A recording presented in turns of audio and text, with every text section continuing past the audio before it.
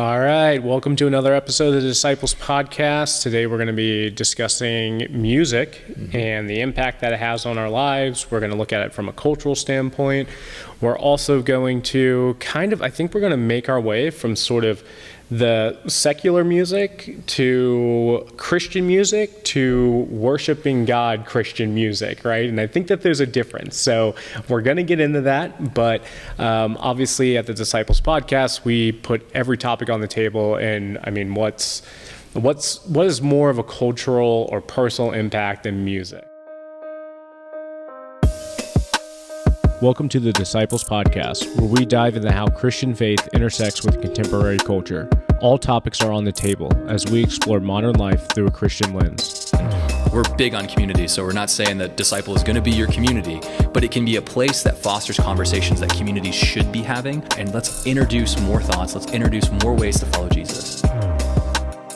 Well, and I'm glad we're doing this discussion because it's one of the things that impacts our life every day. And oftentimes there's two camps that Christians fall into. There's the, I'm going to listen to whatever I want. It doesn't impact me. Nothing matters. It's going to be fine. I listen for the beats. I don't listen for the lyrics. I don't listen for the message. So we run into that. And then the other issue is we get Christians that are very much like, unless you're listening to praise and worship all day long, what are you doing? And I think one of the things that we can have is a more nuanced conversation and say, here's what to potentially avoid as a follower of Jesus, and here's what to look for as a follower of Jesus, and how do we approach music as impactful as it is in our lives? Something the Bible talks about, and I mean, I always think of Matthew 6:22 in the sense that, if the light comes into our eyes and it illuminates the whole body, it's the idea of things that we take in. Now that's a visual representation, but it's also true for what we hear. I believe that to be true. So it's important to talk about what you're consuming and what you're listening to all day long. Yeah, I totally agree. And for that latter group that says, hey, we should listen to worship music all the time, it should be solely worship music. Look, I'm okay with that. I'm okay but if somebody has that individual conviction, but I would also challenge them and say, well, are you consistent on that? Because do you not watch any TV? Right? Because if you're going to be consistent there, you have to say, well, I'm not going to watch any TV either. Right? So, I mean, I think that I don't necessarily fall into that category, though I respect those who do. Totally. But for me, I think that the challenge is finding music that's still glorifying the God that maybe has a good beat, and I can listen to at the gym. And I think a lot of people fall in that category. And some of the videos that we're going to watch later today, I mean, it's clear how much music impacts people and our emotions, and in some cases just actual actions that we take, right? Oh, and the headspace you get into. It's an unbelievable thing to me because I've done experiments with this where when I was trying to quit swearing, one of the biggest things that helped me was changing my music. And I realized that my vernacular was changing based on what I was listening to. And if I'm angry or if I'm sad, I can go way deeper in those feelings if I listen to music that amplifies that. Yes. And if I'm not in a good place and I reverse it and go with music that is gratifying, that is holy, it brings me out of that. And I'm thankful we live and we do because do you remember growing up? And I grew up in the church, and with that, the music that was recommended to us was man, you had Switchfoot and maybe Reliant K, and that was kind of all you had that was decent, kind of God-honoring music. And I'm thankful now, I mean, with the rise of Spotify and YouTube and SoundCloud, there actually are amazing Christian artists that a lot of people are starting to hear about, and this next generation is doing an incredible job. So at some point, probably at the end, I might shout out a few artists for people to go check out if you're into rock, if you're into hip hop, if you're into even honestly dance electronic. They have those artists now that aren't super tacky and cringe that really were for a long, long time. Yeah, I totally agree. I mean, I think, one of the things that I've spent a lot of time thinking about is we talk about songs like The Blessing, and I don't mean to just jump right in, but I guess let's just do it. Let's just jump right in. Let's go. Because The Blessing is a very controversial song. It really is in the church because effectively people worship to a song that it's not really worshiping God. It's a little bit more self-focused, a little bit more prosperity-focused. And so I think that as we go through this, we really need to be careful, and we really want to differentiate what we're talking about. Whereas there's music that we listen to that glorifies God, but then there's also worship music. And we really need to separate the two, because I think that there's a different state of mind between listening to music on your way home or before going to the gym or whatever, or at the gym, I should say, versus like, hey, hand up in the air, praising the Lord. And I think that latter category, and this is where the controversy starts with a lot of Christian music, is that should be God-focused. It really should be. It shouldn't be self-focused. It should be God-focused. That's how I feel about it. I'd like to know how you feel about it. I would say what's the ratio? Because, if you take a song like Waymaker, he is a miracle worker, and we shouldn't focus on the miracles. We should focus on the miracle worker. And I think that there is a place, as long as the ratio is right, where we talk about what he's done for us, and it's amazing what he's doing in my life. And I think that you can consume some of that music, because I don't want to get pharisaical and too, like, one of the things I don't want is Christians to pick apart Christian music to the point where we keep pigeonholing everything and what's right and what's not right. But I think your point on the focus is really important, because is it about him? So I wouldn't immediately turn those songs off, but I would say, man, when I'm doing music that should be glorifying to God, worshiping him and talking about his character, that should be the focus, and not get into what he can do for me. And I think that there's a lot of that we can get into with churches where, like you said, it's almost along the lines of prosperity, because if the focus the entire time is what can you do for me compared to who you are and the character of God, man, it's different. Because if you're putting your hands up and praising and saying he is creator, he is good, these are his characteristics, I am in awe of him, it's different between look what he's done for me, look how great my life is because what he's done, like, I know that you're going to get me through. Like, there's a place for that, and I do think that that's important, because he does do those things, but his character is more important. So I think that it's the ratio of it. I think that I wouldn't throw those songs out, but especially, the idea that, like, when we're praising and worshiping as a group, as a congregation, the focus should be on him the majority of the time. It has to be, right? Well, right. And this is where, like, I go back and forth, because I'm like you. Obviously, I wouldn't throw anything out. That's, my individual conviction is, as long as it's not dishonoring the God, I think it's okay,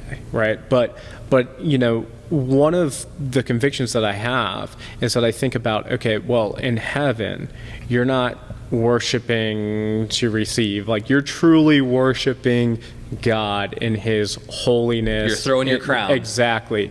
And so, when I think of hands in the sky at church, hand in the sky worship, it is worshiping the Lord. Now, I'm going to caveat this real quick, because there are a lot of people, and I'm one of them, that songs that maybe are a little bit more self-focused, when you are going through a trial, when you are just in it, man, and just broken down, the lowest you've been, if there's a song that's helping you get through it and it's glorifying the God, it's ministering to you. Yeah. And that's a beautiful thing, because I think the ratio matters. And it's one of the things, like, think about all the different sects of Protestantism and how they view music. Like, you can absolutely go to certain sects of Protestantism, denominations that would not have guitars. They wouldn't have an electric guitar. You know what I mean? They wouldn't have a drum set. They definitely wouldn't have any electronic elements whatsoever, right? This is what music is supposed to be. This is what worship music is supposed to be. And I think we can pigeonhole things too much. And I think there's a beautiful place for that. Like, you can have an amazing acoustic session, or you can have just an organ, and there's beauty in those music, like in that music. I mean, so many of the Psalms from, like, the 1800s still stick with us today because how powerful they are. They're lyrically powerful, and there's beauty in that. But to not say he's not inspiring artists today to make new music and to use the sounds that we've come up with in the modern era, I think is also a mistake. So I almost see it the same way that some denominations would be like, no instruments whatsoever, or it can only be an acoustic guitar, no electric guitar. So I think it's just being very careful, in my opinion, to make sure the focus is correct, the ratio is correct, and if it's ministering to you and the Holy Spirit's using it, then I think you're safe. I agree. I just had to Google real quick when the organ piano was created, because I wonder if that was in, but it does say 265 BC. I mean, David played the harp, right? I just think that that's an odd position to take. Listen, I'm okay with people that have those convictions. I think that the problem is, and this is where I think that we're kind of drilling into, is that when we get into those pigeonholed positions, there is actually kind of a self-righteousness behind that, or that could be behind that. It's like when Paul talks about liberty, to someone the day is holy, and to someone else it's just like any other day. Some people it's okay to eat meat, some people it's not okay to eat meat. And I think it comes to the place of being like, how do I help my brother not stumble? And how do I also have the liberty to listen to these things? And I think as Christians, sometimes we take that liberty too far. Right. Where we're like, I can listen to anything I want and it doesn't impact me. And I'm glad you mentioned David, because one of the most powerful things in David is how he worshiped. And we see the impact that him playing the harp had on Saul. It's the idea that when Saul was being tormented by evil spirits, David would come and play worshipful music, and it gave Saul temporary relief. Like, we know how powerful and impactful music is, not only in the physical world, but also in the spiritual world. And as Paul tells us, like, our enemies are not flesh and blood, but it's the spirits and rulers and principalities of this world. And the fact that there is an effect that music has in that space is incredible. And when we think about the throne room of God, they are singing and crying out, holy, holy, holy. Like, music is such a powerful thing. And the fact that Lucifer was in charge of worship, the idea that the most beautiful creation as an individual created being in the beginning was to worship God musically.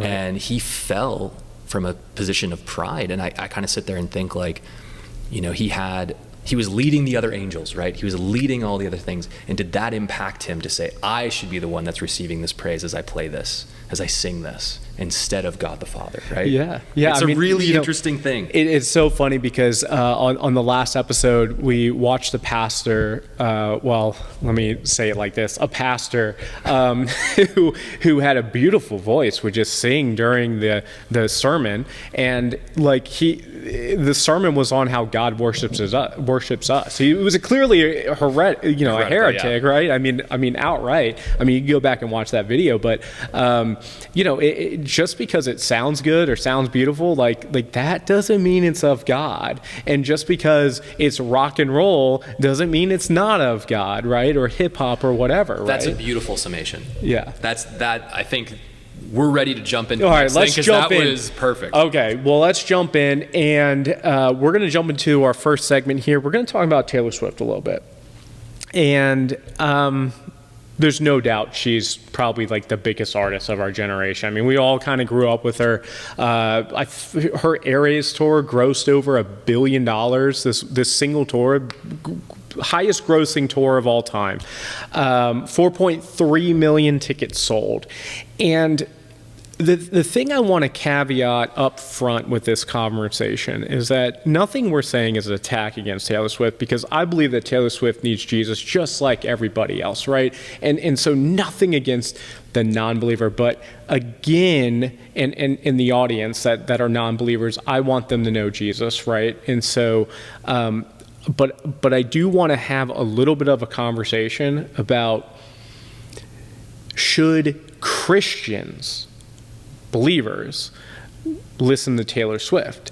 And the reason why this is becoming a question is because you can listen to Eminem and you can go, oh man, what he talks about is so horrible, it's so much cussing and stuff. Christians should, a Christian would be like, you can't listen to Eminem, but can you listen to Taylor Swift? A lot of Christians would say yes. But I would argue that a lot of Taylor Swift songs are just as bad, if not worse, in their subtlety than, gangster rap. Well, the genre doesn't matter. That's one of the things we're learning. And she is the biggest artist in the world, and she is extremely talented. Taylor Swift is extremely talented, and my hot take just on Taylor Swift is country Taylor Swift was the best version of Taylor Swift. But to get to your point, like, her song "Cruel Summer" is about basically having casual sex with different people, knowing it's going to lead to heartbreak, but there's beauty in doing it the wrong way. So, I totally see this, because Taylor Swift is worshipped. Like, yes. we think about that in the sense that, like, there's the cult of Taylor Swift or whatever. But no, like, Taylor Swift for some people is a religious icon. Yeah. She really is. And they have rituals, and they have, I will say this, it's you don't want to mix up those words with the idea that it's a cult. But it is the idea that they have a leader, they have rituals, and they have ways that they go about worshiping the message that she's providing. And a lot of the messages that she's providing are destructive. Right. And that doesn't mean that you can't listen to, Love Story and kind of bop around of like, oh, young teenage love. There's nothing in there immoral from a sexual standpoint. He's trying to marry her. He's trying to do these kind of things. And like, you can look at that and say like, there's nothing really wrong in that song. But like I said, you can take Cruel Summer and be like, no, this is a song glorifying destruction through unhealthy relationships and sex and manipulation. And you go, I would never want anyone to listen to this. Right. So with Taylor Swift, and I think that she has moved as she's gone through adulthood, you would look at Taylor Swift without the music, and you would see a woman that has gone from relationship to relationship to relationship that's clearly hurt her in her music. Like, you can listen to her talk about these things and see pain and see punishment, and then see songs like Bad Blood where it's like, and I want to get back and I want to get even. And you look at that and go, that's not a recipe for a happy life. I don't want someone to follow the path that she's pointing out. And like you said, it's not to attack the personhood of Taylor Swift. We want her to find Jesus and to find healing in those spaces. But I think as a believer, it'd be really hard to recommend her music to someone because the messaging in it is how to have a lot of pain in your life. Yeah, I agree. And look, I'm gonna back you up on something that you said about almost being a cult following. So in the New York Times Person of the Year article, I'm just going to read a quote. A few months before I sit with Swift in New York on a summer night in Santa Clara, California, which has been temporarily renamed Swifty Clara in her honor, I am in a stadium with nearly 70,000 other people having a religious experience. And that's how powerful music is. I mean, her old apartment when she was in New York for 2 months, people go lay flowers outside the old apartment. She's not there anymore. She hasn't been there in years. But that's where she wrote an album. So there was, in their mind, a holy work in their mind that took place there. So there is this idea of they're known as Swifties, right? Like, it's this idea that they have practices, and when people go to Taylor Swift events, for them it is a religious experience, for many of them. Now for some of them it's just to go, it's really cool, it's a great show.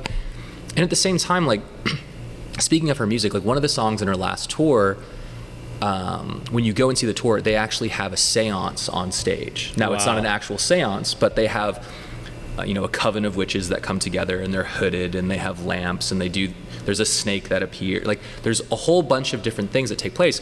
Now the song itself is not about witchcraft. Right. But you have to ask yourself, if it is fitting to represent witches gathering and having a seance to this song, is this a song I should be listening to? So it's one of the things to think about when you listen to music is this glorifying on the narrow path, or is this something that is the wide path to destruction? Right. Yeah, I mean, I think that this is a great example of why I think that we started this podcast, and also for you and I in our own personal walk, it's like we've got to deconstruct culture. We've got to deconstruct it. And what you laid out is a perfect example of how the enemy is going to work. The enemy, and this is my hot take, and this is how I see it, and call me conspiratorial, I don't care, but I think the enemy is going to work through this girl who comes out that's very innocent, that's appealing to a lot of young women, appealed to me, appealed to a lot of men. All these innocent songs that any parent would be okay with their child listening to, and they listen to it for years and years and years. And as Taylor Swift's song, as she progressed through adulthood and was hurt, right? And a lot of times, look, it comes from kind of that seeking happiness, that selfish motivation stuff. You see that in how many people she's dated and hasn't been successful. There's something to be said there. Maybe we'll say it, maybe we won't. Just soul tears. Yeah. Like, it's just, dude, you're on with this, because you can look at her music. There was a season of time when she was really big, like with 1989. I dated a couple girls, and both of them would say that they would be best friends with Taylor Swift because they went through the same things in life. Like, it was the millennial stage, right? So they were born in the 90s, and it was this idea that, like, I grew up and we went through the same things together, and I so relate to her music.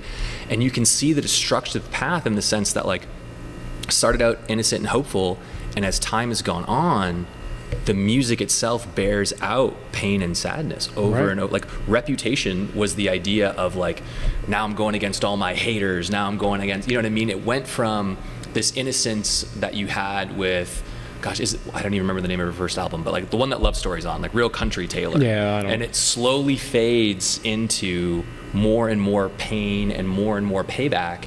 And it's really sad because it's just the story of a broken person. Right. And I mean, speaking of payback, and I think that this is, we've mentioned a few songs. And again, this is not for non-believers. Like, we just want you to know Jesus. Like, this is not like, please. Like, this is not, we're speaking to believers. Right. The antithetical messaging in her songs is like the song Karma, for example. It's literally about inflicting karma on people who have done her wrong, and she's like this god of the world. And a lot of people who haven't died to themselves, that's how it's this other person's fault. It's their fault. It's never a reflection. How many people has she wronged, right? What if they were where she was, right? And it's the opposite of forgiveness. It's the opposite of grace. It's the opposite of dying to yourself. And it's through this messaging in a very appealing way. And like I said, because there's not the just outright cussing, there's not, the Eminem style lyrics, people go, oh, well, she's not that bad. It's okay to listen to. And it's like, I'm telling you, the enemy is not just going to come out in horns and it's not going to be like that. Yeah, right? sin never subtle. comes to your door looking like a vampire, right? Like It always comes to your door dressed really nice. Like, it always comes in innocently. And I think for her, it might have started there. I mean, how many, like, Hannah Montana goes to Miley Cyrus, you know what I mean? Like, it's one of those things that we see this in a very common way, and a lot of big artists that have come up in the last little bit. Like, if you think of like Olivia Rodrigo, like her first big song is like Good For You, where it's an angry song about a breakup. And it's this idea that like there's a lot of hurt and resentment. And so it's very relatable because most people have gone through a tough breakup, and it starts more innocent, and then you just kind of see the pain amplify and amplify and amplify. And of course it's going to play well with the world because the world's in that broken place. And it's just, like you said, for believers to sit and say, man, is this something I want to invite into my life? Because for me, especially with music, knowing how spiritual it is, I want to invite into my life hope, healing, grace, goodness, love, and the music should reflect that because I am being filled with it, and it is affecting the environment around me. Right. I mean, even breakup songs in general are sometimes, and a lot of her songs are breakup songs. And this is something, this is a little bit personal, but, I went through a divorce, and I went to a divorce class, and it was led at a church. And I went to this class, and there was people that had been in it for over a year. Mm-hmm. And every time they spoke, there was just so much bitterness and so much anger towards their spouse. There was no healing, there was no forgiveness, there was no grace, and it was so dark. It was just so dark. Now, granted, some of them married for 2 decades, lost so much, custody battles.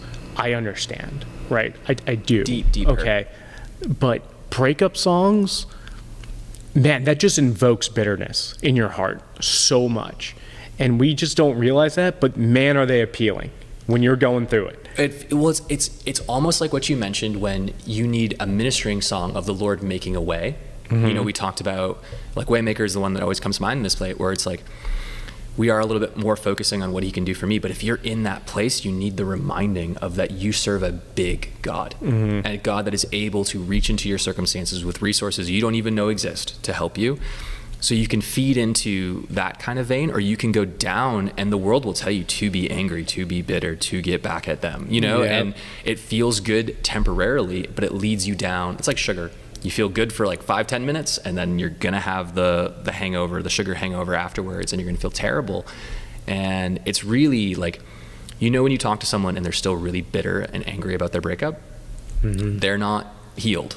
Right. They'll tell you like, oh, I can't stand him or her so much now. And it's like, I'm so over it. And it's like, no, if you were, it would be open-handed and peaceful. And, what you're listening to isn't helping you get there. Yeah. I mean, as Christians, I think we want to get to that point of like wishing, truly in our heart, wishing the best for that person and having that forgiveness. And I just think that like and obviously Sagittarius, most artists, and you know, I've been there, and those songs have appealed to me. But like, I really think about it, and I'm just like, you know, if all your songs are about that, like, you can just see the bitterness, and you're carrying all that following with you to feel that bitterness. And the thing is that in a lot of country songs, for example, there's actually a self-reflectance. Like, man, I screwed up. I drank too much. I was an idiot. And now she's driving, and it's always like, there's always a line about like, you know, I could see your taillights fading off in the distance. I think that's in every single country song. Yeah. But there's like a self-reflection at least. There's never one in these songs. It's always 100% the other person's fault. There's never, ever a breakup that's 100% the other person's fault. Maybe 99%. But we're all humans. We all fall short. And we all have to have love and grace, because that person, if they hurt us, if they did something wrong, there's a reason for it, and they need Christ, and they need healing, and we should wish for that to happen. Yes, and the music that you choose during hard seasons of your life and joyous seasons of your life will impact how you deal with that season of life. Mm-hmm. So let's keep going. We went too long. All right. This video just came out. It's been making the rounds. I've always thought this a little bit, but then after it came out, I thought about it a lot more. So this is Ice Cube with Bill Maher. And this is a guy who wrote the song F the Police. Okay. Yeah. Like, and he has a very interesting take on sort of how music is designed in certain areas, and knowing full well that's going to have a negative impact. It's a little bit of a longer video because he talks kind of slow, but you know, let's go ahead and watch it. Let's take rap music. Let's take it. Same people who own the labels own the prisons. So, literally the same people? Literally the same people who own the labels own private prisons. So, you know, it seems really kind of suspicious, if you want to say that word, that, you know, the records that come out are really geared to push people towards that prison industry. But they didn't make you write those lyrics. It's not about making somebody write the lyrics. It's about being there as guardrails to make sure certain songs make it through and certain songs don't. Man, you know, it sounds conspiratorial, but I will tell you, I thought about this because, you know, I listened to country music growing up and rock, but you know, this is a country phase. And I can remember during that phase thinking that, you know, drinking all the time is okay. How many country folks like drive trucks and they never throw something in the back of it? Like, we can't deny that the lyrics in a song turns out being a reflection in our own lives. Oh, heck yeah. I was a punk kid. I still listened to, like, that was like, I'm really glad now that there's Christian artists in that space, because I was like a punk and metal kid. Mm-hmm. So like, yeah, man, the haircuts, the clothes, the whole thing of like, it's not a phase, it's a lifestyle. Like, those things really impact and matter. And like, think about going to any concert. Like, I used to go to the Warped Tour as a kid. Mm-hmm. How did everyone dress? Yeah. Think about going to a rave. How does everyone dress? Think about going to any country concert. How does everyone dress? Right? Like, so it influences how we view and see ourselves, not only for the night of the concert, but also like what we associate ourselves with, right? Like, country music means like guys in pickup trucks, backwards ball caps, baseball, football, American small town, right? So then you've got rap, and rap's going to be inner city and in this way, and it's going to have like, so all of those things really, really impact. Like, I won't forget, because I lived in Detroit for a period of time. Like, do you know how many kids like went and got the blonde shaved head dyed job in Detroit? You know what I mean? Like, it absolutely impacts how people dress and feel and think about themselves, what's cool, what's not cool, how I'm supposed to react in this. And what I think Ice Cube's really hitting on here is the idea that the people that decide what gets played and what doesn't get played do have agendas. Now, ultimately, they want to make money. Right. But to not think that there's other strategy and thought to it would be a mistake. So I'm thankful for the rise of independent artists in SoundCloud, and I'm glad for that also in movies and TV as well, because there is some of that pushback. I mean, but at the same time, to think that there isn't an agenda being pushed, and it doesn't even have to be anything other than the world's going to act like the world, and the world's going to glorify the world and the direction that the world wants to go. Right. So when he says it's the same people that own, the prisons that own the record labels, it's the idea that these people have an agenda for the world and the way they want the world to look, and how to get to happiness and how to get to power. Yeah, I mean, I see it as, so I've done a little research on this in the past. I probably can't, I'm going to be careful with my words because I don't want to say anything inaccurate, but there are just a few record labels out there that control like who hits the Billboard charts and all of that stuff, right? And so if we can take the conspiracy out of it, in terms of wanting to promote stuff that's going to do harm to people and make it all profit motive.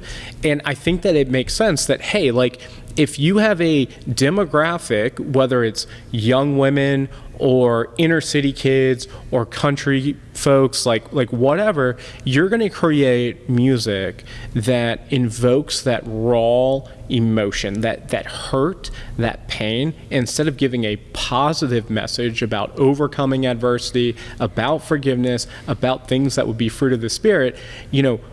Focus on the negative, because that's going to get the most views. And also we're going to work with all the labels and all the charts to make sure that this song's the one that goes, because we know it's going to take off, because it's going to hone in on that hurt. Well, even in like the 60s, there were probably 400 media companies that had different radio stations.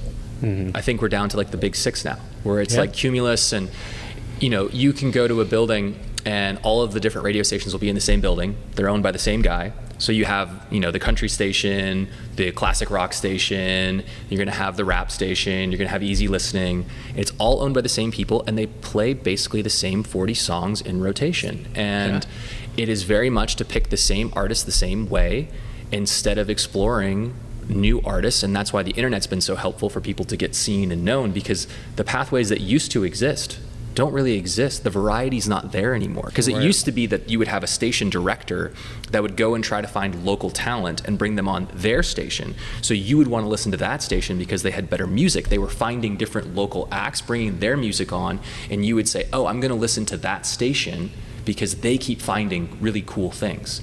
We got rid of competition. Everything came together, and they're like, we're going to do what sells for us this way, compared to having local competition. Because local competition, there was a station in Windsor across the river from Detroit that is gone now, but I loved them because they were one of the last radio stations that were trying to find new acts, new talent, bringing them in. And they had dedicated shows, like they had Canadian Exports, where they found the local guys in Ontario basically that were making it and brought them in. And it wasn't a very successful model compared to Cumulus. In the end, they got run out of town because it was the idea that you're going up against a juggernaut. There's no way for you to win. So once that consolidation started happening, it's like you said with the labels, there's not that many labels, there's not that many media conglomerates anymore. Right. So it's we pick who wins and who loses. Yeah, and I mean, you said earlier, the world's going to do what the world's going to do, and I think that obviously we can expect that. I think that, though, as Christians, because it's getting so consolidated, because the messaging is always going to be antithetical to the gospel, at this point, it's just not there. I mean, there was a whole movement in like the 70s of like all these like Christian rock bands, just the Jesus movement. Yeah. But I mean, like I've listened to the music, like it's so solid for that time, and that took off. That was played on the radios. Now as Christians, we can't listen to the stuff that's being promoted on YouTube or Spotify, the top songs and in the world, because like it all has an agenda. It's to make money, and the best way to make money is to prey on the hurt that people have, or the party aspect of it, or right? the party aspect. So it is really fast, really lustful love. It is partying, or it's heartbroken. And I bet you I could take about 90% of the songs on the radio and put them in those 3 buckets really, really easy. Yeah. Really quick. No. You're right. And I mean, again, if you normalize it, then you stop feeling convicted about, oh, well, everybody does that. Well, everybody's drinking every night. Everybody's having sex all the time. This is how love is supposed to work. Right. And, we come to the realization that that's just not it. Yeah. So I'm really thankful. I hope at the end we'll list a bunch of artists in different genres that are really helpful in that space, because I got a bunch on deck that's really helped me. And that's been the really great rise of social media for those artists and YouTube for those artists, but they're not going to get promoted on the mainstream. No. Yeah. No, they're not. All right, let's jump to our next segment. We got an artist, Dax. I loved a lot of Dax's music. He's a Christian. He kind of started out just more in the rap scene, had some rough lyrics and stuff, but I actually think that God's kind of transforming him. Mm-hmm. And so I think that, like, even though what we're about to play may be a little bit, if I was sitting down with them, and I think the interviewer did a good job kind of probing into it a little bit, but let's just get into it and let's see what he has to say about cursing in music. I think in that space, people get hung up on cuss words, which to me is laughable, because I feel like a cuss word's a curse word. Mm-hmm. I feel like you don't need to say the F word to curse somebody, and I even feel like I don't want to cuss here, but All right, we can stop there. Look, I agree with the second part. Yeah. You don't have to use a curse word to curse somebody.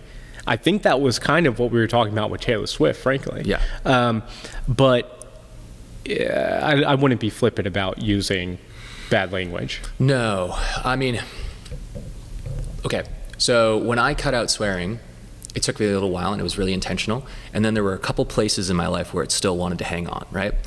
For me, it was like playing hockey, being on the ice, and golfing, right? Mm-hmm. Very frustrating sport, that golf. And what I realized... You listen to gangster rap while golfing? I do not. Oh, but okay. I'm going to make a point here. Okay. It was when, in moments of frustration and anger, that I still wanted to swear. So if I'm listening to music that is bringing those things in, they're probably coming from a place of frustration and anger. And there's definitely a place to have those those feelings expressed in music, but I want to express them in a very holy way, because there is holy anger, there is holy hurt, God does grieve, and we have that space, and I love David for bringing those things out in the Psalms. There's a place for us to do that. But when I'm in that space, it's not to be flippant. It's to feel that pain and to do it in still a God-honoring way. And I love that David does that. So my thinking is, if you're in a headspace where those words are being used, we need to reorient your headspace, not take away from grief, not take away from pain, not take away from anger. There's places for it. But we still want to express those things in a holy way. So even when I was in those headspaces, it was like, okay, just because it's easier for me to swear because someone slashed me, it's easier for me to swear because I shanked a shot, I still have to give that over to God too. Right. Even in the hard areas. I didn't do it anymore when I was driving. I didn't do it anymore in my vernacular. However, there were still these strongholds, and they needed to be broken too. So he's right in the sense that you can give a curse without cursing. But if you're cursing, you're probably not expressing your hurt and anger in a holy way. Right. And there's still a stronghold there. Yeah, I totally agree. I mean, I think that, the fact is that the words, they do evoke an emotion. Yeah. For me, it's not necessarily golfing. It's more like when I've got a really, really good joke and I kind of need one of those words for the punchline, you know what I mean? Yeah. But, it's so true, because it's like, yeah, like it would be funnier with that word. Yeah, I would feel better listening and saying that word, right? But again, it's not about how we feel. It's about how we can honor God. And I just think that, in Dak's situation, look, I mean, I bet in 2 years he's going to look back on this interview and be like, yeah, maybe that probably was wrong, because we're all going through sanctification. We start at different points, right? Being a rapper, he's starting at a much different point. I'm glad he's talking to Ruslan. Ruslan is a great podcast to listen to for people into music. Yeah. Keep going. No. I mean, and just on your point, I think that it is something we should keep track of. I'm not perfect at it by any means. But, I think that there's one thing that we really want to drive with this podcast, whether it's jokes or what we're listening to on this. We really want to stray away from affirming sin. I think that that's where my biggest issue comes whenever we talk about this, because it's one thing to go, man, I slipped up. Man, I was raised this way and I can't, sometimes I slip up. We know a guy who is from a foreign country and it's hard for him to use the English language without having that word kind of like be a filler on occasion, right? And I understand that, right? But it's a difference with kind of going, well, it's okay, because that's more of an affirmation of sin. It's not really having that heart of repentance. And always being there for people on the journey, but not affirming. So there's grace and mercy and peace, and like, we're not going to flip out about it, and we're not going to become pharisaical, because that's really important on the way too. But it is saying, like, we're not staying here. We are going to get closer and closer to Jesus. And I know for swearing, for me, as I've gotten older and tried to be a disciple of Jesus, there are certain things in my life that become barometers for how my walk is going. Right. If I'm swearing, it's not going that well. That's a barometer, that's a heart check, it's a tool I can use to say, you are out of sync with the Holy Spirit right now, because your mouth is not glorifying God. Yeah. And I mean, in the book of James, James tells us that there are peoples whose tongues are set on fire by hell. And the idea that both life and death reside in the tongue is really impactful, to realize that our words have tremendous weight, and we are going to answer for every word that we've spoken. And that's a really scary thought sometimes. Now, thankfully, as believers, we're going to go to the mercy seat.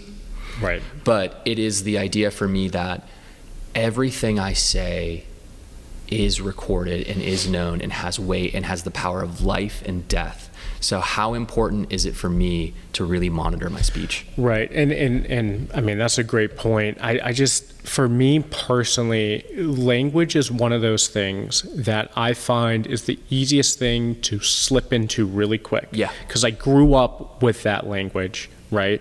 And I spent, I've probably been a believer for 3 years now, right? So, I mean, for the first 29 years, right, that there was nothing wrong with it, right?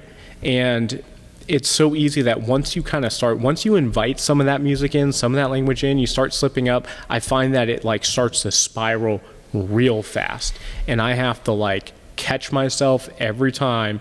And then I literally will be about to say something, and I'll just start stumbling over my words. It'll seem like I'm having an aneurysm or a stroke, because I'm no, I was about to use a word, now I'm searching for another way to say it, and no, I'm not going to do that, and so it's it's something that has really affected me, and I've had to do my best to eliminate it from my music. And it's interesting too, the opposite, the upward spiral exists too. And I've seen this in my life.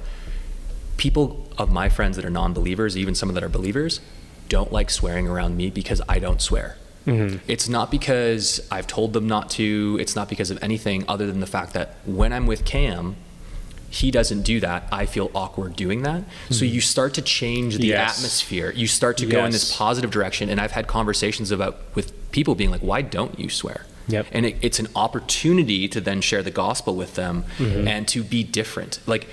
We want to reflect Jesus in every way possible as a disciple, and changing your language is a way for the world to know that you're a disciple. Even if you're not explicitly preaching the gospel, it will lead to spiritual conversations. It will change the atmosphere. Yes. And if people know you as someone that speaks life, they will see the difference. And our words matter so much. And I think as Christians, we always have the don't swear kind of thing. It's just this no line that's going to only bring you down. But the reality is there is a positive uplifting effect when you change your language. It will change the atmosphere for you, and it will change the atmosphere for those around you. And people want to be around life, and people that are in darkness are going to sometimes feel uncomfortable around that and will ask questions. Yeah. I mean, and I will add to that, because one of the most convicting nights of my life with swearing this was probably 2 years ago. Yeah, probably about 2 years ago, playing Xbox with some friends from back home, non-believers. And we were playing, I think, PUBG or something. And I died, and I cussed or whatever, very flippantly, no thought, just really dumb, really stupid. And then a guy joins our party that also, our Xbox Live party, who also grew up with, and he's going on this horrific story. Not going to give the details, just horrific. And, a question came up later, and I was talking about stuff in the church and all that.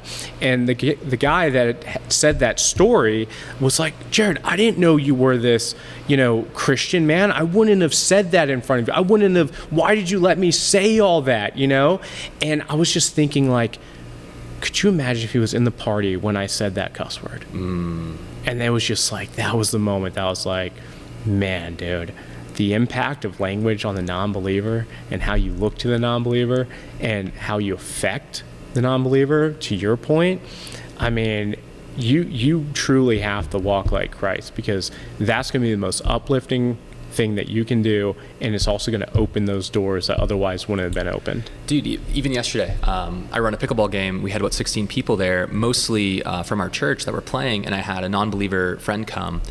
And at the end of the night, he talked about how it felt different, how everyone was kind and uplifting. And one of the reasons for that is if people had been swearing, which is common when you're playing a sport, you miss a shot, you do something. I throw my paddle. Yeah. But he noticed the difference, and it led to us having a spiritual conversation, because he is in an atmosphere that is positive and life-giving, and it makes all the difference in the world, man. So let's keep going. All right, let's jump to the next one. All right, so this one is actually on worship music, specifically hand to God, worship music. Steffany Gretzinger talking about this. Let's jump into it. Listing off all of the charts, and until song like 60, there wasn't even anything that was to the Lord about. What do you him. mean? So all of the song, there are all these Christian songs that are considered worship. right. Oh, this is painful to me. They're considered worship, but they're not actually to him, about him. They're about what we get out of it. Yeah, we touched on this.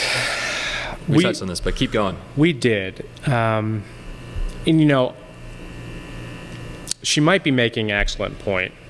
And I think I could be wrong on this, but, you know, sometimes I look at this and I think about like the Christian music industry, and I think, well, when you're looking at top charts, right, like it could just simply be that there's a lot of new artists coming out and they're producing just regular music that's cultural but still glorifying the God, and they're just getting a lot of hits, so they're showing up on the top of the charts, right? And the Christian music industry is labeling it worship, which is a problem in my opinion.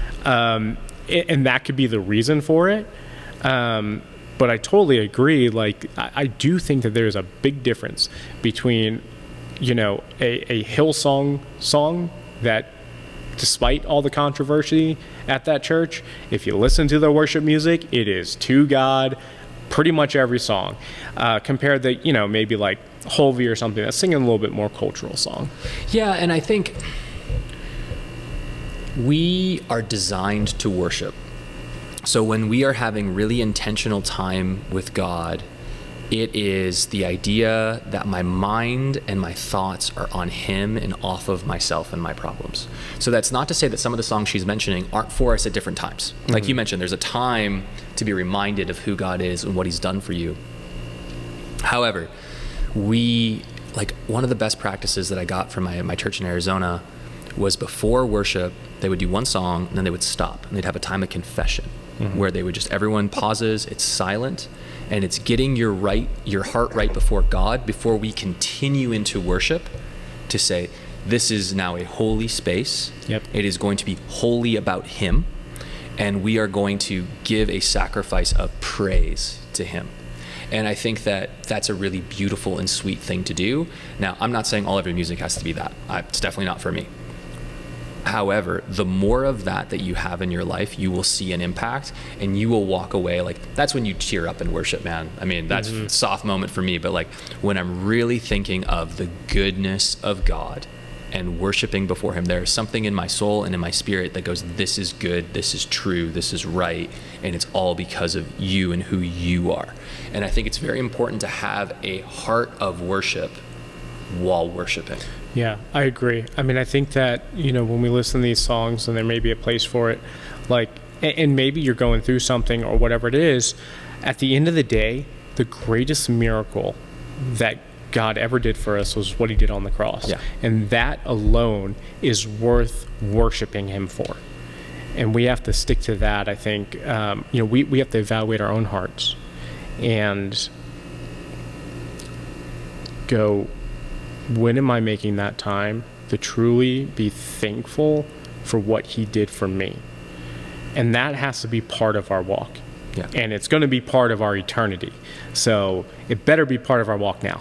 Yeah, and I think it's a really beautiful thing in the sense that, like, man, if you start in the space of worshiping him, how everything goes into place. Like you're convicting me to be like, oh, in the morning, I should really start with worship music to start my day. And like, we're really blessed to live in a time when we can have music on demand anytime you want. Yes. Like you're surrounded by it all the time. And so making the choice to go into a worshipful praise of him will dictate everything. And we're happier when it's not about us. That music's good. Like our lives are better when it's not about ourselves. So having music that glorifies him and not ourselves is good for us. And it makes us like happier. It does. Yep. Like you actually benefit from it. I totally agree. All right. Well, Cam, did you want to talk about? I wanted to do just a short list with you because one of the things we talk about is we always want to provide solutions to things. Right. So it's not going to be an exhaustive list, but I was just talking to Mark, our producer, before we got on this podcast, and I was listing off a bunch of artists that he hadn't heard of before. There's a new Lauren Daigle song with Envoy that's actually kind of like an upbeat, almost EDM-like feel. And it's like, did you know that Lauren Daigle did music besides kind of like that ho-hum sort of thing? And like, he didn't know about Indie Tribe, and he didn't know about 1K Few in like the rap scene, or Aha Gazelle. Like, and some of these artists aren't perfect, but they are trying to go after God in their music. And I would recommend, like, if rap's that area for you, like, go in that direction. And I came across, like, I'm a big metal fan, and I came across Holy Name. And Holy Name is an incredible Christian metal band. I mean, I think their most popular song is Creed, which is based off the Nicene Creed. And it's amazing to go back and be like, oh, I can keep my heavy metal guitar. I can keep those drums. I can keep these things. And, one of the things for me is I really appreciated music that had heavier themes in it that can still be holy. Like they have a song called Mr. Millstone, like to give you an idea, right? Where like, this is still God honoring music, but we are tapping into other phases of who God is. And there's a space and a place for that. And there's tremendous creativity available to Christian artists to go in that direction. So I didn't want to not list at least a few names to say, look, if you're into metal music, like there's a place for you. Like I remember when I was growing up, it was like just Under Oath. That was like the only thing you had. Yeah, that didn't work out well. That didn't work out well. But to say that there's not other artists in this vein, you can keep your metal, you just have to find the right artists. You can keep rap, you can keep hip hop, but you just have to find these artists. And I don't want to say, because like growing up, it was the idea that like rap and metal are out. And then, some people broke through and some people did a better job of breaking through. Like Lecrae is always the name that comes up, or Andy Mineo is the name that comes up. And like those guys do have some great music. And at the same time, they've blazed the trail for a younger generation that's doing great things from an independent platform standpoint. And it would be wrong to say these genres are out.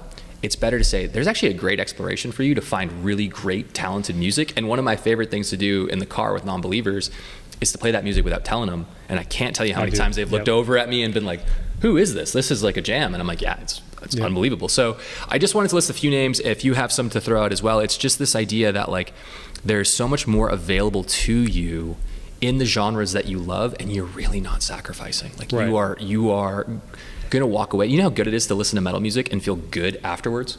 Yeah. Because usually when I listen to metal music, I kind of walk away a little bit like still angry. Yeah. And it was like, I was enjoying that because like as an emo kid, like that was like, yeah, I wanted to be in that space. And to have things that sound that way, that are glorifying, that tap into an anger or hurt, but in a holy way, man, like you're going to walk away better. Yeah, and what we can do, actually, I think we can do this, is in the description below, we can just throw in some Spotify playlists too. Oh, yeah, I would love to do that. I'll put together, whether it's rap or whether it's metal or whatever it is, that you can have God-honoring music and then you're not losing out. Because, man, that is something that, like, I believe for a long time, I was like, I don't get to have my metal anymore. And I was like, no, I can have that. There are people. You can. Which is amazing in the sense that, like, how great is it, especially for those artists, to be in that genre and make glorifying music? Like to know that they're going on tour.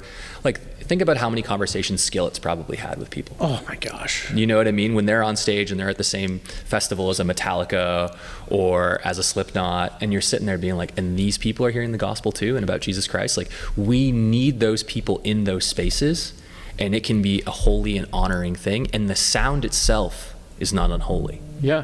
So that was, it's an amazing thing to sit back and go, oh my gosh, like there are artists out there for you. Like even the idea, I was super pumped up when like,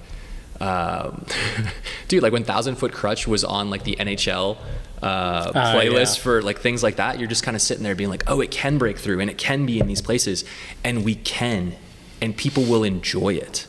Yeah. And they don't inherently know off the bat, but Yeah. they're actually listening to something that's affirming and life-giving. I would challenge anybody that wants to judge any genre of music with a Christian in it and be like, what dark place are you the light in? Because these guys are in those places right now, evangelizing, spreading the gospel, and having conversations with people that would be otherwise unreached. You know, one of my favorite bands is The Devil Wears Prada, and there's certain things about them that are great and not great, but one of my very favorite videos is them when they're young kids and they're just putting on a show, like a local show, and they stop and they go, I want you to know that everything that we do here right here is for Jesus Christ, and he gives a short proclamation of the gospel, and then just starts jamming again, man, and absolutely thrashes again. And I just kind of sat there and thought, like, those people weren't expecting to hear Jesus in that space. How incredible was it that Jesus was mentioned and thought about and worshiped and praised and made the center in that place, because that's exactly where he's supposed to be. And that is so encouraging to me. And I think that you don't have to throw out music. You can honor God in your music, no matter the genre. Yeah, that's awesome. All right, well, let's wrap it up. All right, guys, thanks for tuning into this episode of the Disciples Podcast. You can always check us out on our social media links below. Hit that subscribe button, and also check us out at disciples.us. 25% of everything purchased there goes to purchasing malaria kits to help out with a mission Africa that our producer Mark is a part of. So the money goes directly there. There's no organization. He literally gets the money and goes to the clinic and Zambia, purchases the malaria medicine and delivers it, by the way, administers it. So anyway, thanks for tuning in again. We'll see you guys next time. Hit that subscribe button. Smash.